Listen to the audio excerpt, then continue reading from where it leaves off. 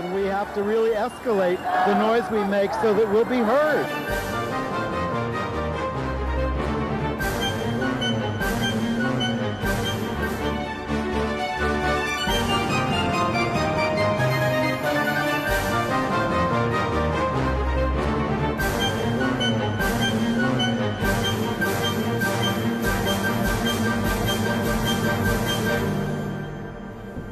Welcome to Gay USA. I'm Andy Hum. I'm Ann Northrup. And in the news this week, we learned that the Supreme Court of the United States is going to hear the challenge to Prop 8 on March the 26th and the challenge to the Defense of Marriage Act on March 27th. Mark your calendars. Buckle your seatbelts.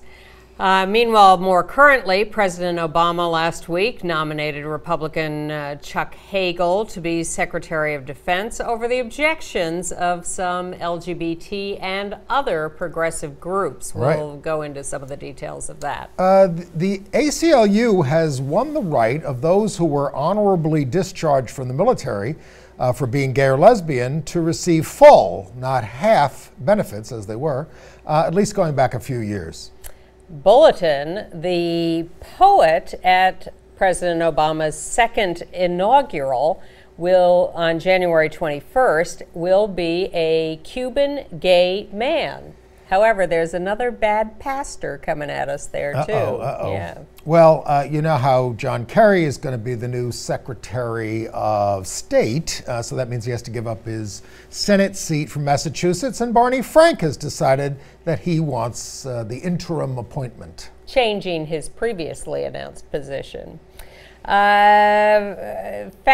We showed you in the Christmas week a video promoting this new Southern states push for marriage rights, marriage equality, and we have some video this week of lesbian couples in Mississippi applying for and being rejected for marriage licenses.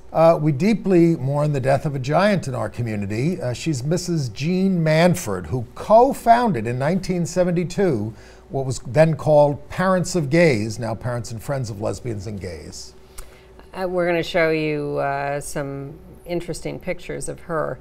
The movie coming up about Liberace, the one starring Michael Douglas as Liberace and Matt Damon as his lover, is evidently so gay that movie theaters don't want it, but HBO will be showing it.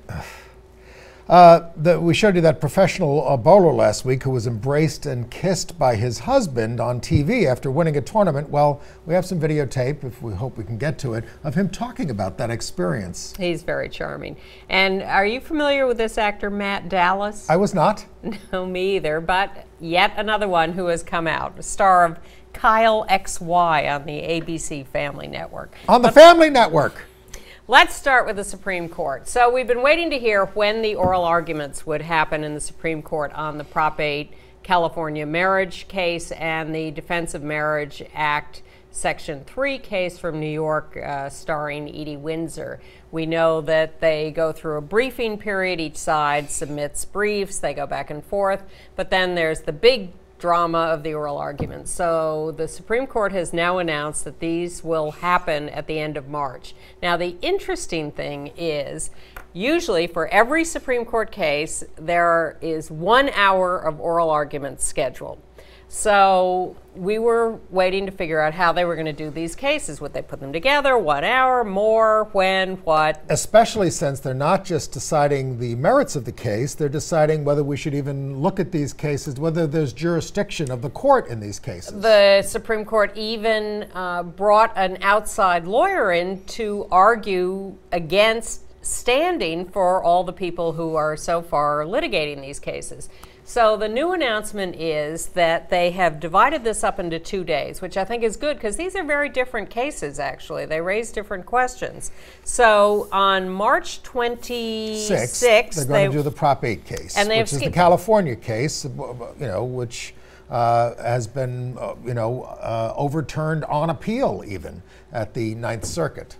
Well, Prop 8 has been overturned. Yes. Yes, we have won Prop 8 at every level in the state and federal courts. Right. So it's the right wing trying to overturn our wins that invalidated Prop 8 and said that marriage can go ahead in California, but it's all on hold awaiting the Yes, Supreme this is Court. the case that if the court hadn't taken it, marriages would have just resumed in California. But there are ins and outs of this, and there are standing issues about the right wing, and there are various arms to this. It is so complicated that our friend Art Leonard, who's a law professor and writes about these issues all the time, is an occasional guest on this show, has written an article saying, hey, this might not be a 5-4 decision, this might be a 3-3-3 decision, whereas some people rule on jurisdiction. And then, I mean, it's very, very, very complicated. It takes a lot of concentration. If you want to Google Art Leonard, you can read what he has to say. His website is artleonardobservations.com if you want to read about this and really get down into the weeds. So anyway, one interesting thing is that the Supreme Court has scheduled these arguments for 10 a.m. on the 26th for 1 hour. But they have scheduled no other cases for that day, and it's entirely possible that they are anticipating or will actually formally schedule an extended period for discussion of all these issues, because there are all these arms to it. So then they have put DOMA Section 3 on the following day, Right. the 27th, also at 10 a.m., also for 1 hour, also with no other cases scheduled that day. I guess they really like us. I guess they really want to take some time with this. Now, they did have extended oral argument time on the health care law, but that was all still within, I think, within 1 day. Correct me if I am wrong. Are we going to get to hear this one like Bush v. Gore? What do you mean, hear it? Well, there's audio. They release audio of all oral arguments, I think. All oral arguments? Yeah, but not video. And I have been to, as have you, oral arguments at the Supreme Court. Over sodomy. I went to the Pentagon Papers case. That's how old I am. But I think I'm feeling a little too lazy to go down for these. Yeah, it's a lot. And of course, they also set, well, you don't need to know this necessarily, but they put the press off to the side behind a curtain. A big velvet And they have curtain. a woman standing in front of you saying, oh, this justice is speaking now over here. I mean, it's ridiculous. There is, if you want to go down there, you can go down there, and you get to sit where you can see the justices. But maybe only for a little while, because what they tend to do if there is a big crowd trying to get in is bring some people in, and then they escort them out and bring in some more people. So Why it don't depends. they just put it on TV? Well, because the right-wing David justice Souter is gone now. He said it would be over his dead body. Yeah, well, I think there are All right. a few others who feel that way. So anyway, that's coming up at the end of March. Now, meanwhile, Remember, don't forget, a decision doesn't usually come down until the end of June. right. So there are questions of standing on both sides about who's allowed to make these arguments. So the bipartisan legal, I can never remember what they're Legislative Action Group. something like that. like that. BLAG, the ones hired by Boehner to defend the Defense of Marriage Act, finally popped up in the Edie Windsor case and said, oh, by the way, we want to get in on this appeal. We actually want to, we're not going to leave it just to the Justice Department to say, oh, the Supreme Court should review this. And they did something else. So far, this has just been done basically by fiat by John Boehner, Yes. essentially. Yes. So that might affect their standing. So what they're Yes. trying to do, what they did was they actually had they had some kind of a vote in the House to authorize the funding. The for fiscal this. cliff bill Yes. included a provision that the House was supporting Because BLAG. they don't want America to go over a moral cliff into the abyss of same-sex Yeah, marriage, which is well, how they're treating this. Even the log cabin Republicans are pointing out that particularly in the fiscal cliff bill, when the Republicans are screaming about overspending by the government, it is highly ugly for them to be promoting spending more money to defend the Log Defense of Cabin Marriage took Act. out a full-page ad in the Hill magazine berating Republicans, saying, you know, you're right on taxes, spending, and health care. Ugh. Are you on the right side of history on same-sex marriage? And stop spending money on the DOMA defense, which is interesting. Now, BLAG stepped in on the DOMA case because they said everyone wants to resolve the constitutionality of the Defense of Marriage Act, Section 3. So, and don't forget, the right wing has been screaming at they're glad that the House is defending that the Republicans are defending the law, but they're screaming at Republican politicians for not making more noise about all this and speaking up about it. They're feeling neglected, that they're losing. History is galloping ahead. Well, okay, we'll talk about that. Okay, let's go to other national news with this whole Chuck Hagel nomination and Defense Department news. So, I mean, it's a very complicated issue. I mean, the real reason Hagel is in most of the trouble that he's in is because of things that he said about Israel and Iran and defense spending and things like that. That's what he's in trouble with the Republicans and for, I think some Democrats. Yes, and I think we are being exploited in this by the right wing that is using his anti-gay comments to try to undermine him when what they're really concerned. I think Sheldon Adelson is paying for the log cabin ads. Okay.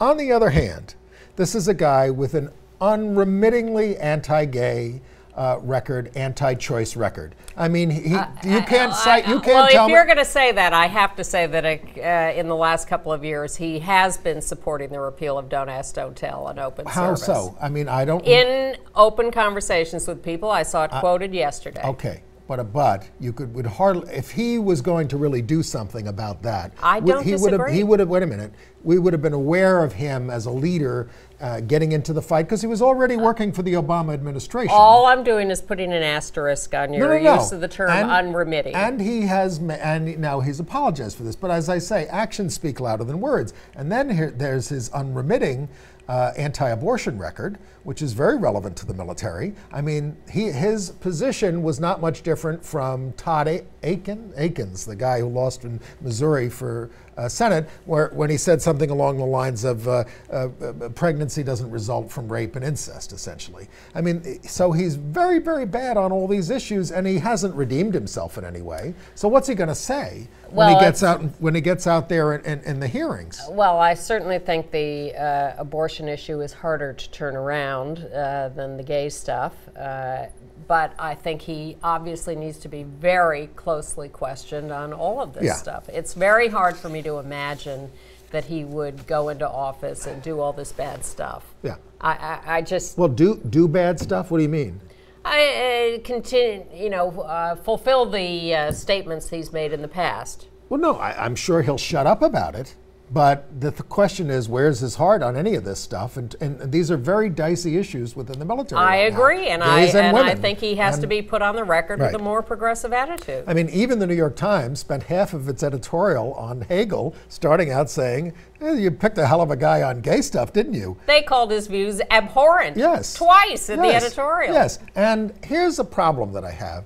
I think we can be a little bit more forgiving of him because he did make an apology on this and said, I'm going to be good on this kind of stuff. Oh, no, wait a minute. Then others. I mean, I think we need to, if we don't stand up for ourselves on this and say somebody with a record like this is unacceptable. Then you will call me Pollyanna-ish, but I think what we need to do is question him closely and intelligently and put him on the record with concrete promises of particular acts. People have been making lists of things he should do, that he should give a roadmap for how he's going to make family benefits available to same-sex spouses.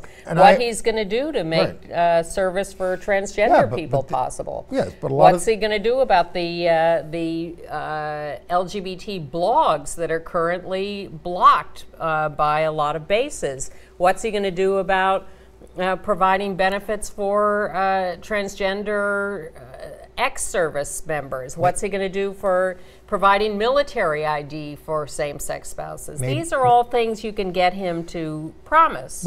Yes, and talk about. Maybe Tammy can get. Tammy Baldwin, who's a newly elected senator, has raised some of these things and says she has concerns about these things and she wants answers to these things. Yes. But he's you know, I mean, you know, when I look at some of his opponents, like Bill Kristol from the Weekly Standard and Lindsey Graham in the Senate, you almost want to support him. But that's my point. You know, this is a smokescreen for those guys. They're not raising these issues. I mean, log cabin is. Yes. They could give a damn about gay. Lindsey Graham ain't going to campaign on the gay stuff, and Barney Frank has gone back and forth on this. He has backed down from his original vehement opposition. You know, because he wants that Senate seat. Well, you know, I think we could do better. Well, sure, but he's the nominee. Is he acceptable or isn't he? Yeah, I mean, the president, you know, didn't stand by Susan Rice. I mean, he cut her loose. Yeah. And you know, I mean, but he's standing by this guy, and we're reading that, you know, the administration is becoming more male, also. Absolutely. So these are problems. They are problems, and I'm not supporting him. I'm simply saying let's have a conversation. And I'm not with opposing him. I'm having a conversation. Okay. With him. You know, well, all right. Moving on. Yes. Well, the other big news relative to the Defense Department and the military is that the ACL won this case this week over people who've been discharged under Don't Ask, Don't Tell since November. Write it down. November 10th, 2004. If you were given an honorable discharge, you were only entitled to like half benefits. Yes. If it was because of gays. And they said, this is ridiculous. It didn't make any sense. And the ACLU won that case on behalf of 181 honorably discharged veterans, but I assume it'll apply to everybody going back to November 10th. Well, that's what they think the universe is, I think, for. Okay. Yeah. It was a class action suit. Yes, so everyone discharged after November 10th, 2004, honorably for being LGBT and who was getting half the benefits is now entitled to apply for full benefits. And you mentioned this filtering business. The many parts of the Department of Defense, military bases, it's apparently inconsistent, use this service called Blue Coat, which filters a lot of gay stuff out of what you can get on a computer within the military. So there's a big protest going on from GLAAD and other groups to try to get this turned around. Well, as they raised this when people started reporting that they couldn't get access to things like America Blog or Toll Road or Pam's House Blend, just very normal news sites that have LGBT content. And the Defense Department said, oh, you know, we don't allow access to personal blogs.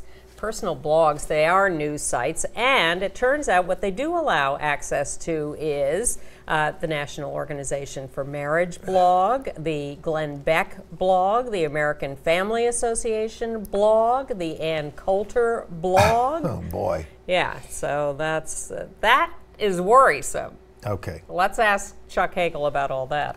Let's give him some good news. Okay. Well, depending on how you like your poetry, but President Obama has named a poet named Richard Blanco, 44 years old, to deliver the inaugural poem this year at the inauguration, which is January 21st. That's when the ceremony is. The president gets sworn in actually the day before statutorily, but it's a Sunday, so whatever. Anyway, this guy is of, well, actually he was conceived in Cuba, born in Spain, and raised in Miami. So he's got all these things going on. Cuban heritage. Family folklore has it that he was named for Richard Nixon, his father's favorite president. I'll see, it's the conservative, dissident, exiled Cubans. But he's a very extremely accomplished poet, openly gay. You know, he said he suppressed it for a while because he was very close to his grandmother, who did not approve and thought he was too feminine, according to the New York Times article. But he overcame that, went into poetry, became a star, and now he's going to be poeting at the inauguration. Handsome guy. Yeah. But meanwhile, just because we have to have it many ways in the Obama administration, you may remember in the first inaugural, we were extremely upset by the presence of Rick Warren giving the benediction. Well, we have another one who sounds even worse giving the benediction this time, Pastor Louis Giglio of the Passion City Church in Atlanta, Georgia. And this just came out today as we're taping, and people are digging up quotes from him from about 10 years ago. But they're all about the horror of homosexuality and how you have to change and you can change, and it's sinful and disgusting and completely against God's word. Which is about what 80% of religions teach. Rick Warren at least was somewhat smooth about it. This guy really over the edge. So we are hearing this as we tape on Wednesday afternoon. It'll be very interesting to see what happens to this and whether this survives. I just want you to remember that this guy worships a false god. All right, a little bit more political stuff. You know, the Stonewall Democrats, the national Stonewall Democrats, are going on hiatus. They've got a $30,000 shortfall. Doesn't sound like a ton of money for a national group, but you know, I mean, it makes you wonder why this happens. The log cabin continues to flourish to some extent, you know, and well, I think they're a smaller operation. I think well, they have National Stonewall Democrats was formed because there was log cabin Republicans. Yeah. But I think basically it's because the Democratic Party is so relatively pro-gay that, you know, people don't feel as much the need for a special group within it. Well, maybe because the House of Representatives Democrats have made Representative Jared Polis from Colorado their parliamentarian. Well, that's where the real power is. Well, he says he's really going to hold the Republicans to a very high standard of following the rules. Good. You used to have to rely on Robert Byrd for that in the Senate. But what it really is putting him in the House Democratic leadership. Yeah. There are deputy whips and all sorts of other jobs, but parliamentarian is one of the leadership jobs in the party. Yes. So that's did they put an anti-gay minister in the leadership as well? I don't think so, but I can't guarantee that. Well, let's see. And you know, all the LGBT who turned out to be LGB members of the Senate and House were sworn in, obviously, last week with our heroine, Tammy Baldwin, leading the way as the new senator from Wisconsin. And 6 House members, 2 returning, one of whom is Jared Polis, the other is the guy from Rhode Island, whose name I can never pronounce. David Cicilline. Thank you. And then Mark Pocan taking Tammy's seat from Wisconsin, Mark Takano from California, the first out person of color. Jared Polis.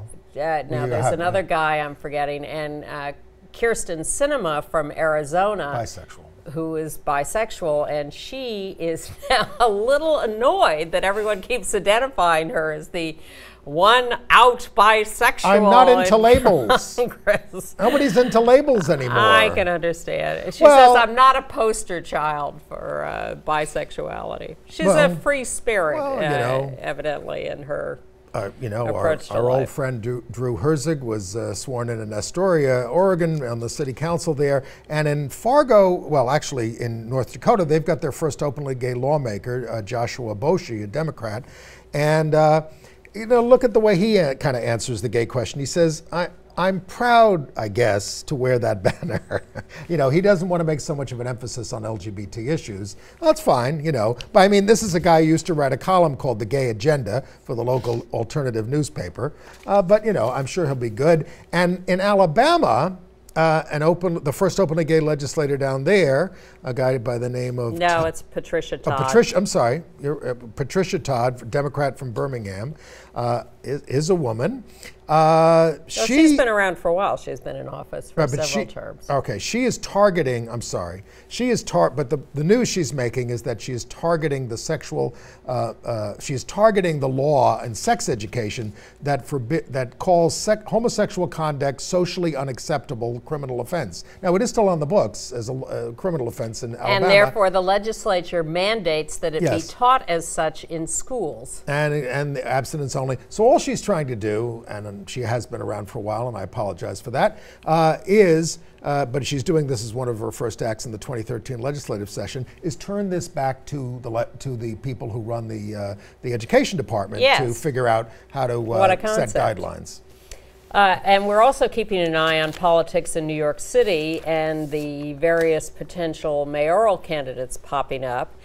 And this Republican who has now announced he's going to run, Joe Lhota, who used to be a chief enforcer and bully for Rudy Giuliani. And he ran the subway system, the transit authority. Here's one story that's popped up. He wanted students at, I'm not sure whether it's Hunter High School or Hunter College, expelled because they were making safe sex posters that had Jesus promoting condom use. He wanted them expelled for this. Oh, I remember this. Yes, I remember that. Vote for Joe Lhota. Yeah. And Ed Cox, the Nixon son-in-law, who is not talking about Ed Koch. This is Ed Cox. Runs the Republican Party in New York State. He is promoting as a mayoral candidate the Reverend A.R. Bernard from Brooklyn, I think, who's a big anti-same-sex marriage guy. Very popular, but please. Not good on our This stuff. is New York, not so liberal in many, many respects. All right. Okay. Well, let's move to Mississippi. Yes. Where more is going on. Now, we showed you 2 weeks ago in our end of the year video compilation show a wonderful little videotape announcing the start of a campaign in the southern states to push for marriage equality. Generally, people sit around and say, oh, we're winning here, we're winning in the Northeast, we're beginning to win in the Midwest and the West, but the South, forget it.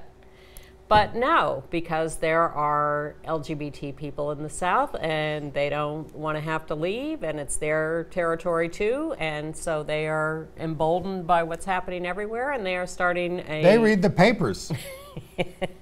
And they're out and they're gay. Yes. So they're starting a Southern equality campaign for equality.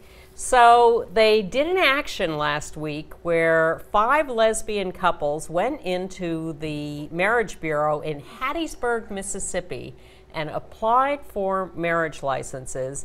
And this is the local news report about it, which I think is actually quite even-handed. Yes. Circuit Clerk's office in downtown Hattiesburg denied marriage license for 5 couples today. All of the couples were lesbians, each taking a stand as part of a project for the Campaign for Southern Equality called We Do Campaign. Carrie Leggett Brown has more on these couples.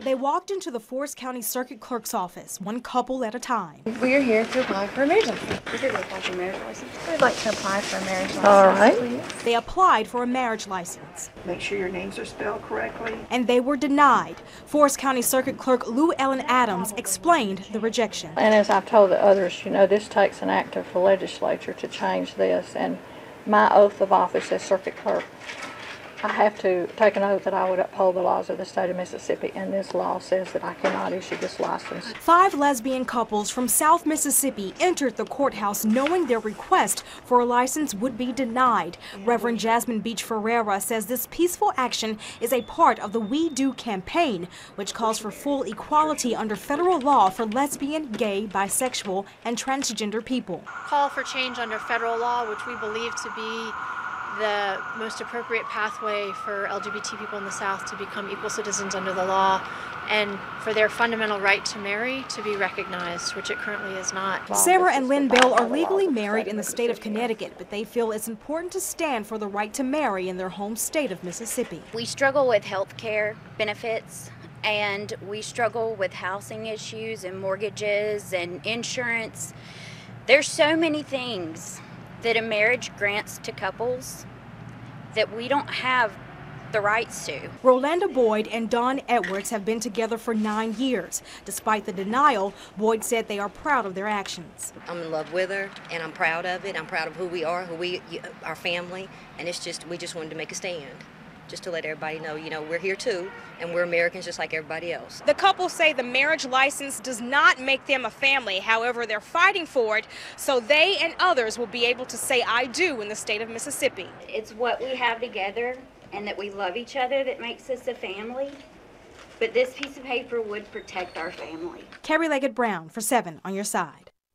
Should not be surprised that great things are happening in the South. After all, Patricia Todd's been a representative down in Alabama for a while now, out lesbian, and I learned that on this show. Yeah, about 5 minutes ago. No, I do remember her. Good. You know, No, I thought you did. Yeah. But I am crazy about these people in the South who are doing Wonderful. this. This is the grassroots individual action that That's needs how to the whole happen. movement got started in marriage. It was just people at the grassroots deciding they wanted it. Believe me, Human Rights Campaign and the National Gay Task Force didn't want it at the time. Absolutely I mean, not. they were telling they were. So this campaign is actually on a circuit around the South, doing actions like this in clerks' offices all in South Carolina, North Carolina, Virginia, Georgia, Tennessee, and Alabama. It was only a few years ago I witnessed the same thing happening in the New York Marriage Bureau, and the same thing happening, and even the clerk there was respectful and just saying, you know, it's the law's the law, not saying get out of here, you dirty whatever, you know, whatever. As the Reverend A.R. Bernard might have said. As the Immigration and Naturalization Service said to the couple 40 years ago. So anyway, congratulations. If you want to know more about this, go to southernequality.org and you'll find all their information, and actually a more personal video that they did about these couples that's quite wonderful to watch too. We should update you on Illinois, because last week we thought they were on the verge of passing a marriage bill in the lame duck session of the legislature, but in fact it stalled. There were a couple of senators missing. There were some procedural questions. A lot of partying going on after the New Year. Who whatever. knows? No, there were some family issues for them, I think. But but everyone seems to be on board. The Republican Party chair in Illinois is pushing it. That's big. The senators, Dick Durbin, has weighed in. And the bills have been refiled now at the opening of this year's legislature. They are expecting a vote in February.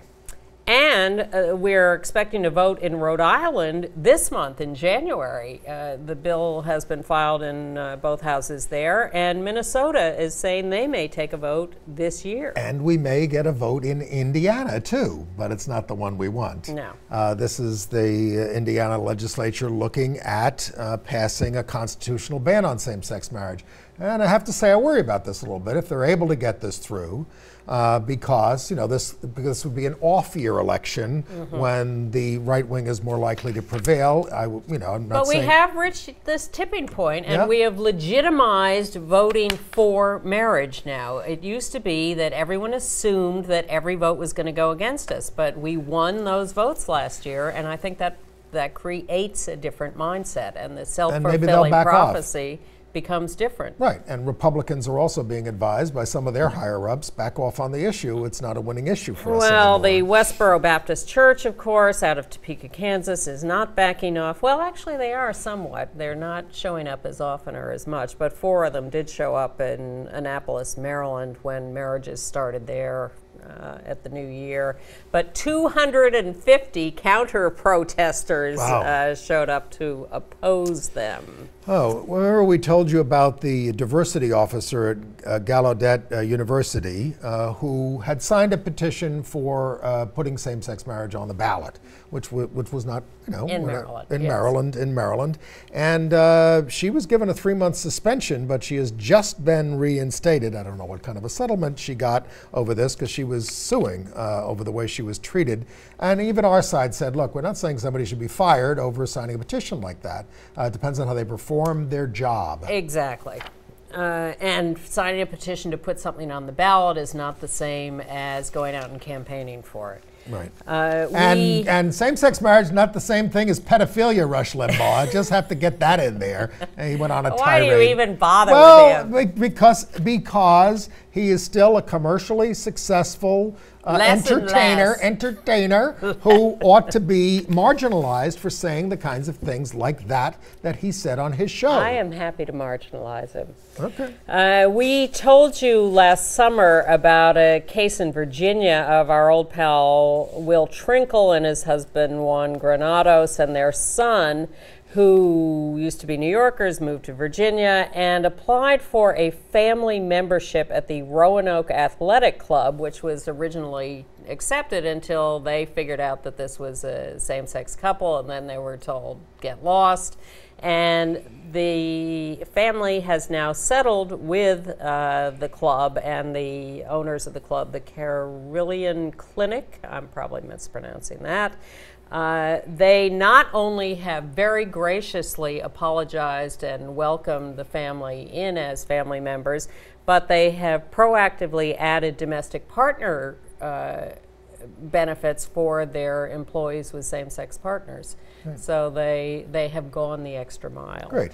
Everybody's getting with the program. Including the National Cathedral in Washington, which is going to start allowing same-sex marriages to be performed at the National Cathedral. It's an Episcopal cathedral. Yeah, but a very big deal. Yes. A lot of big presidential events at the National Cathedral over the years. Absolutely.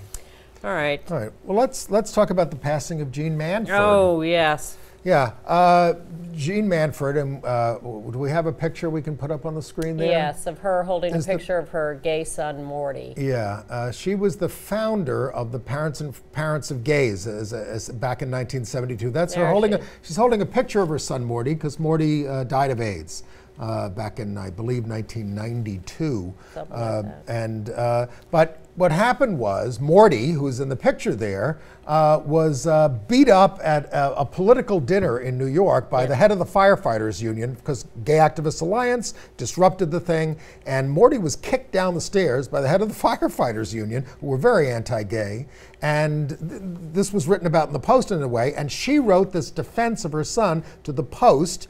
And then, you know, Morty encouraged her to participate in the Pride Parade in 1972. Yep. And which, as you like to point out, was then still a Christopher Street Liberation Day parade. There it is. There she is in the front. Parents get. This is before the founding of the organization. She's marching there with Morty. Now behind Morty, her son, who's there on the left. That's Dr. Benjamin Spock, who raised all of you. Oh, yes. I see him in the back there. He marched with them in 1972. He's quite the radical in many ways. And Jean's carrying a sign that says, "Parents of gays, unite in support of our children."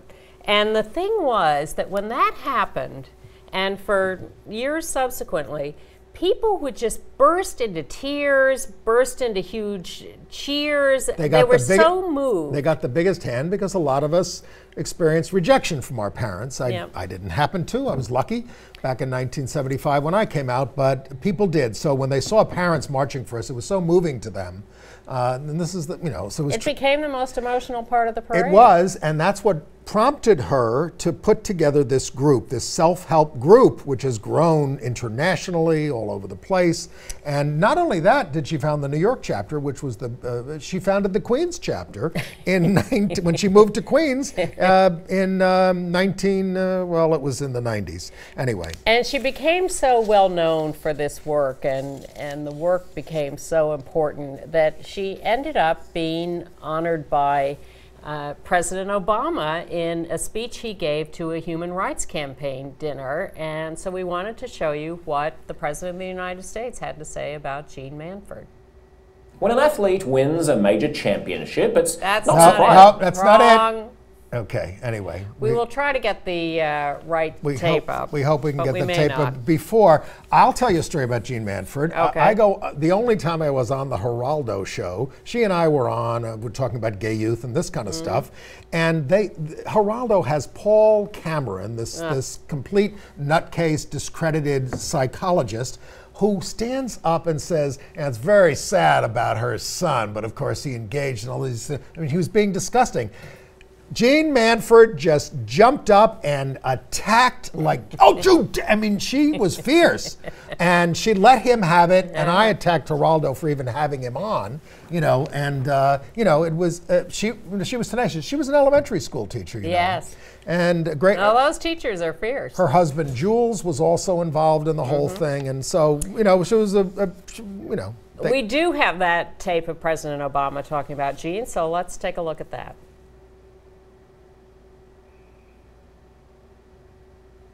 And soon after the protests at Stonewall 40 years ago, the phone rang in the home of a soft-spoken elementary school teacher named Jean Manford. It was 1 in the morning, and it was the police. Now, her son Morty had been at the Stonewall the night of the raids. Ever since, he had felt within him a new sense of purpose. So when the officer told Jean that her son had been arrested, which was happening often to gay protesters, she was not entirely caught off guard. And then the officer added one more thing. And he's homosexual. Well, that police officer sure was surprised when Jean responded, "Yes, I know. Why are you bothering him?" And not long after, Jean would be marching side by side with her son through the streets of New York. She carried a sign that stated her support. People cheered. Young men and women ran up to her, kissed her, and asked her to talk to their parents. And this gave Jean and Morty an idea. And so after that march, on the anniversary of the Stonewall protests, amidst the violence and the vitriol of a difficult time for our nation, Jean and her husband Jules, two parents who loved their son deeply, formed a group to support other parents and in turn to support their children as well. And today the organization they founded for parents, families, and friends of lesbians and gays has more than 200,000 members and supporters. It's made a difference for countless families across America.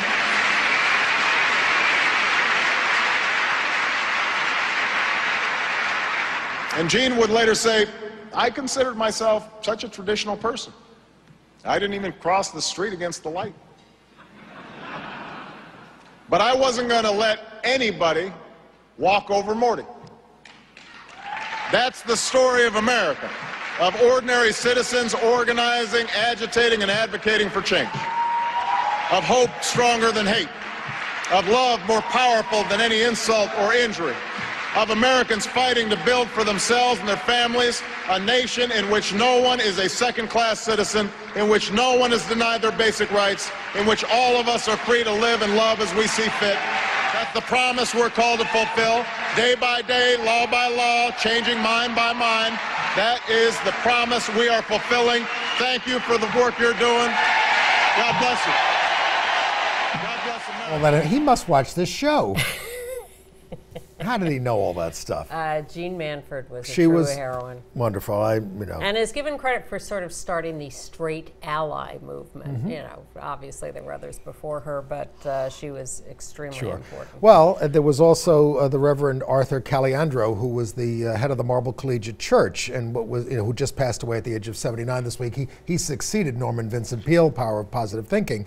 In the mid-90s, Caliandro set up just a meeting space at the church for gay members, and 150 congregants resigned in protest. Wow. And but that's what means something, is when you stick your neck out and you pay a price, but you know it's the right thing to do, and now the church is totally comfortable with it. And I want to mention a couple of our leaders who are stepping into new jobs and out of our direct advocacy. I think everybody needs to move on at some point, and we need except us. Please. Is that a hint? Someone come take over. Stephen Goldstein, who has founded and run Garden State Equality for many years and is one of the most effective and aggressive leaders in New Jersey. Hundreds of laws passed under his leadership, and he is stepping down as the chair of Garden State Equality and has taken a job as Associate Chancellor of Rutgers University. And Jennifer Chrysler has been running the Family Equality Council. 8 years. Yeah. She's had a number of other movement jobs, and she is stepping down to become a vice president for alumni relations at Smith College. These college jobs. Exactly. Yeah. We ought to look into that. I think that so. may be our next move. I think so. All right. And someone out there can take over here But at the thank desk. you for your work, both Stephen and Jennifer, and good luck with your new jobs, and good luck to the people who will replace you. Well, here's somebody who's leaving a college job. University of Texas women's track coach Bev Kearney. We have a picture of her. It's a sad story. She's a very honored coach, very winning coach, all this kind of stuff, many national championships. But it emerged that she, years ago, 10 years ago, I think, had a relationship with one of her players. It's not illegal, and this is the quote that she gave: "You destroy yourself, you start questioning how you could make such a judgment. How could you make such an error after all these years? You can get consumed by it. I didn't commit a crime, but I displayed poor judgment." We were saying that in the old days, coaches and professors used to have, One of my best friends in college married a professor. Yeah, but dated and it married is a against professor. policy. But is there no statute of limitations on this? I think it's murky. All right, flipping through a few news notes. Governor Jerry Brown of California has appealed the injunction that's in place that is stopping the enforcement of the no conversion therapy for minors law that's under review in the court. He wants the law to go into effect pending the court cases. Sure. We'll see whether he gets that. The government of Oregon has told businesses 6 years later that the 2007 non-discrimination law for sexual orientation and gender identity and expression means that they must cover the health needs of their transgender employees. It's taken them a while to get around to that, but everybody's very happy about that. And a funny case out of Springfield, Illinois. Well, I find it amusing. Others may not. A Catholic priest called the police. Yes. You don't like this. No, go ahead. I need help. He's on the 911, and you know, he's on the 911 phone. He might have just said, come and get me help. But instead he says, I'm handcuffed and I can't get out of here. And the guy was pretty cool on the phone. It wasn't a robbery. But he had a gag in his mouth, too. I'm sure it was consensual. He has taken a leave of absence from the church. Oh, boy. Poor guy. Poor guy. And in Springfield, that was Springfield, Illinois. In Springfield, Mass, they had a court hearing on the civil suit that's been brought by the Ugandan activists against the right-wing pastor Scott Lively here. There is a law that says that people cannot go into other countries and foment bad stuff. So they held a hearing on this suit in Springfield, Mass, where Lively lives. The judge said a good thing and a bad thing. He refused to dismiss the case, as Lively wanted him to do, but he told the smug activist that he needs more concrete evidence of actual results of Lively's activism, that he can't just convict him for or find against him in this civil suit because of his speech. It has to be more directly related to something bad that happened. Yeah. Shouting fire in a crowded and a bigoted country. Yeah. The Department of Justice has reached an agreement with the Puerto Rican Police Department to make them treat transsexual arrestees better. They've been pretty bad, and to do better reporting of hate crimes. And a couple of bad, we don't always do the bad criminal cases, but there were a couple that were just ugly. In Houston on New Year's Day, Belinda Espinoza shot her partner Ana Flores and herself dead. Really ugly. And then in Glastonbury, Connecticut, two men who had adopted a bunch of kids and were seen as kind of role models in this community were accused of sexually assaulting their adopted children. They pleaded no contest. They're not guilty of that, but they were guilty of enough that they took the kids away, and some of the kids who've grown up are not happy, but anyway. There are mixed stories on that. You never know exactly what happened, right. But another ugly case. Some international news. Yeah, a little bit.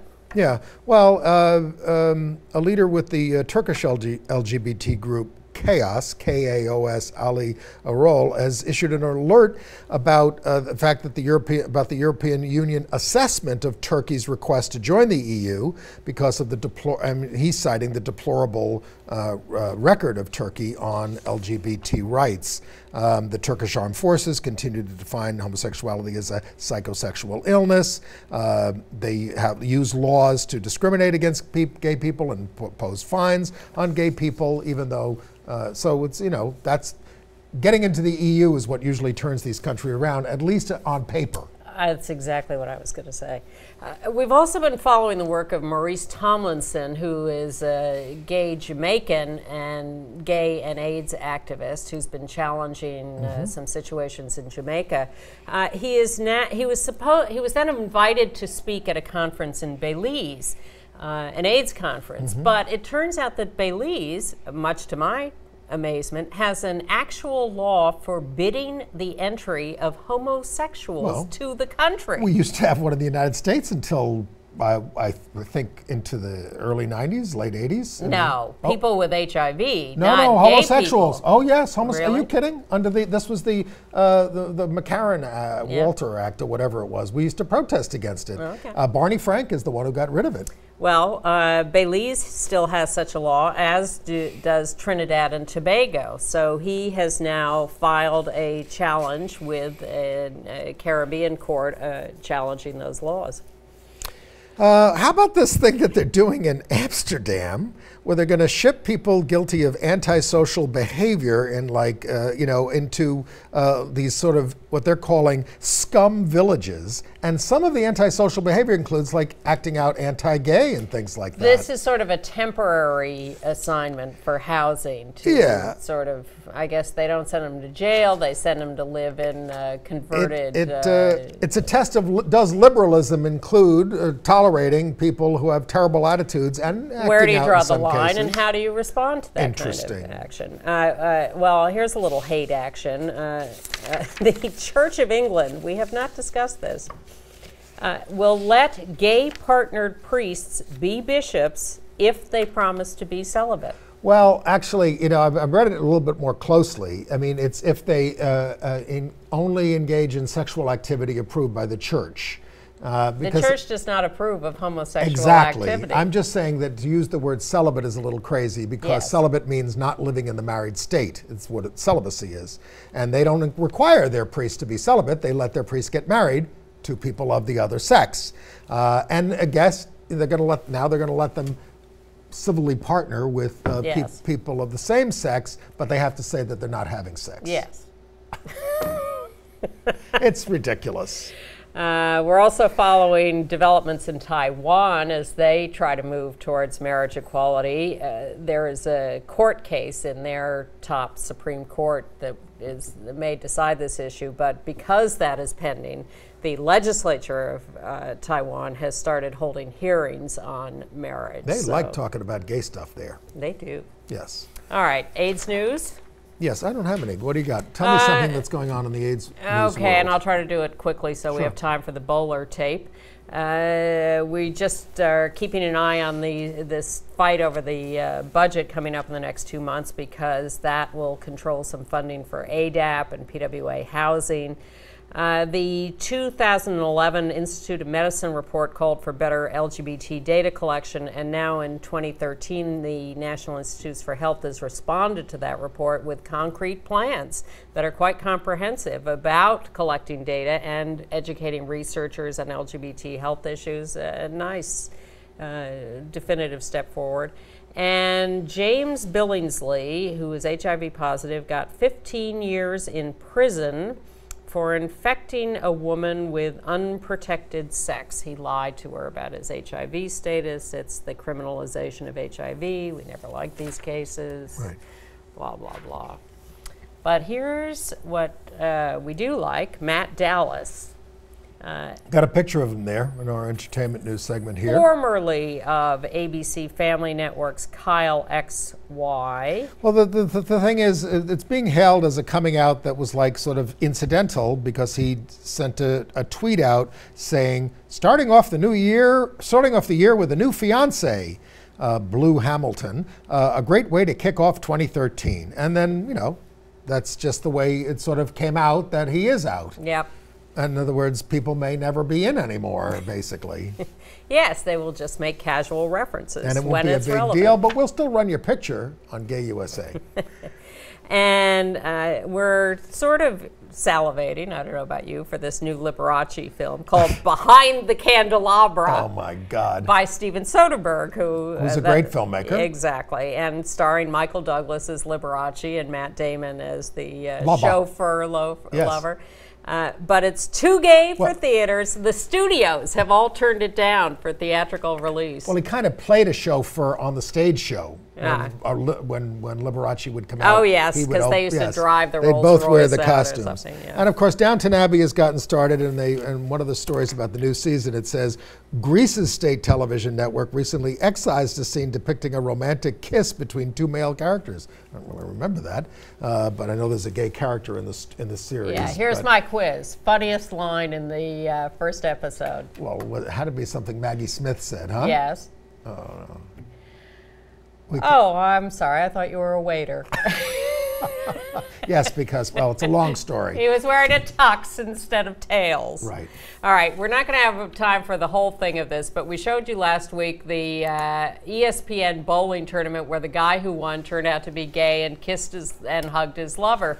Well, we knew this was interesting and different, but what we didn't realize was that this is the first professional athletic winning kiss of a same-sex partner, yes. and they're husbands. They're married. Yes. Oh no, they're oh no. He says we are husbands. We consider ourselves husbands, even though what they have is they're a not domestic married. partnership Yes. in California or whatever. But Right. we will show you as much as we can of him talking about this event. When an athlete wins a major championship, it's not surprising that they'd give a jubilant hug and a kiss to their spouse. That's what pro bowler Scott Norton did when he recently won a major championship in Las Vegas.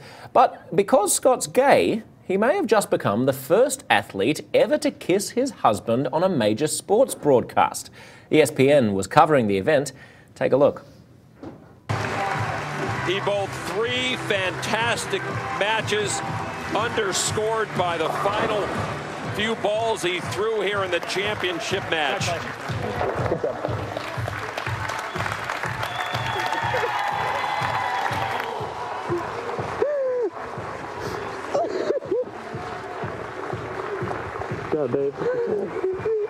What a moment for Scott Norton. To discuss being out as a professional athlete is pro bowler Scott Norton himself. Thanks for being here, Scott. Congrats on the victory. Did it even occur to you as it was happening that kissing your husband might make history? No. I mean, who would have ever thought that something so innocent could turn into that? It's been a pretty amazing roller coaster, and I just thought of it as sharing a really nice moment with the person you love. That's all I'd ever thought of it. When were you guys married? We were married last year in October 22nd. And we've been together for a little over 4 years, though. Great. Were you surprised by the media attention that your post-tournament kiss got? Yeah, actually really surprised by it. I didn't even know anything was going to come of it. It happened on Sunday, and when nothing happened in a couple days, I was like, well, it was still a nice little moment for Craig and I. And I got here, I'm actually in Las Vegas right now, bowling, trying out for Team USA for bowling. And it was when I got here that all of this kind of exploded. And all credit to Jaime Perez and International Art of Bowling for all they've done, because they have really turned this into something special. What was your experience of coming out? Have you always been out as a professional athlete, or did you need to come out? Actually, I came out when I was a teenager, and I was never really shy about it. I mean, I like to consider that I don't act really flamboyant, but, you know, it's not exactly something I hide very well, which is fine because I'm always unapologetically me, and I always have been. Bowling is not regarded as the most effete or camp of sports. It's pretty macho. Is there any conflict between your private life and the macho persona of bowlers? No, actually, a lot of the people that are out on tour with me right now, I bowled with when I was a junior bowler. So we've known each other for 15 or 20 years, and we've just been good friends since then. Man. And he met a lot of lesbians when his mother was on the tour. Yes, more of that on Huffington Post if you want to see the rest of it, and we will see you next week. Bye-bye. Bye.